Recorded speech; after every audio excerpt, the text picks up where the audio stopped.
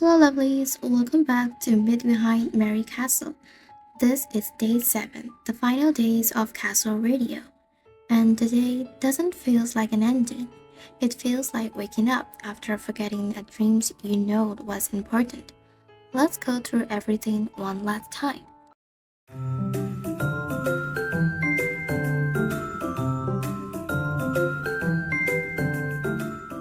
After midnight, we received 3 final system warnings. Trust no sounds on the home square after midnight. After midnight, do not share your feelings of memory loss on VVANNA Community. You have left Mary Castle, but Mary has never left you. This is the first time the system confirms something directly. We left the castle, but it immediately takes that certainty away because Mary isn't tied to a place anymore, she is tied to us.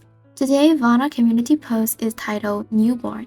The description reads, "So just can't remembers anything and welcome to." It cut off, unfinished, like a thought that never fully formed. And the comments are unsettling. People can't find the OP odor post. Others ask why the location doesn't appear on the map. Some recognize the OP as someone who once entered Mary Castle. Others wonder if this is real amnesia or something else. This isn't someone asking for help. This is someone starting over, but without knowing why. Now let's listen to the final episodes of Castle Radio.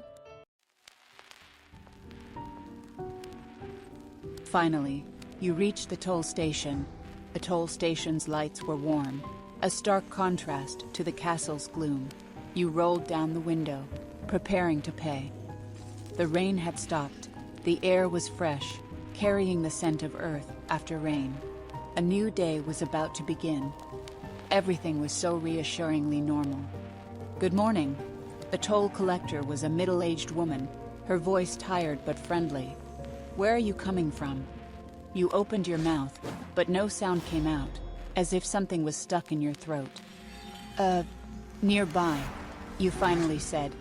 She nodded without further questions. "It's 15 for you." You handed over the money. She gave you change and a receipt. The entire process was so ordinary it made you want to cry. The barrier lifted. You drove onto the highway, merging into the sparse traffic. In the rearview mirror, the toll station grew more distant. You relaxed, turned on the radio, and soft morning music flowed out. The castle, the red rain, Mary. Until you saw her again. In the distance, on the highway's emergency lane, a red figure stood in the morning mist. Was that Mary? She stood there, her crimson gown fluttering slightly in the morning breeze, a calm smile on her face. Her eyes looked straight at you, and even from this distance, you could feel that gaze. You didn't slow down. Instead, you hit the pedal, speeding forward, breaking through that phantom. You breathed a secret sigh of relief, until you saw something else. Just around the corner, behind Mary, beside a trash can, something lay there. A baseball bat. A chill rose from the soles of your feet. You suddenly felt intensely dizzy. The road ahead began to distort, the light becoming blinding. You heard a voice, Mary's voice, whispering softly in your ear.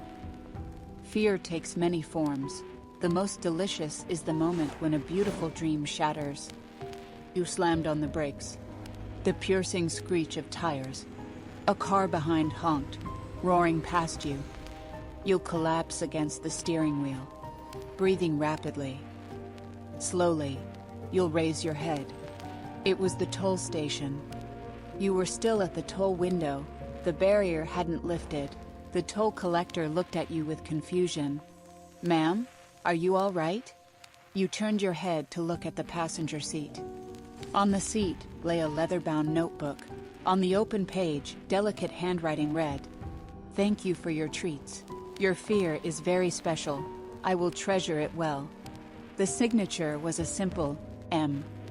What did your fears very special mean? And who was M? You seemed to remember something, but what you remembered felt as empty as the air. You jerked your head up, looking at the toll collector. She was still that tired, middle-aged woman, but her eyes were smiling, with that deep, familiar yet strange smile. "Have a pleasant journey," she said, a rhythm in her voice you hadn't noticed before. The barrier slowly lifted. You pressed the pedal. The car finally merged smoothly into traffic.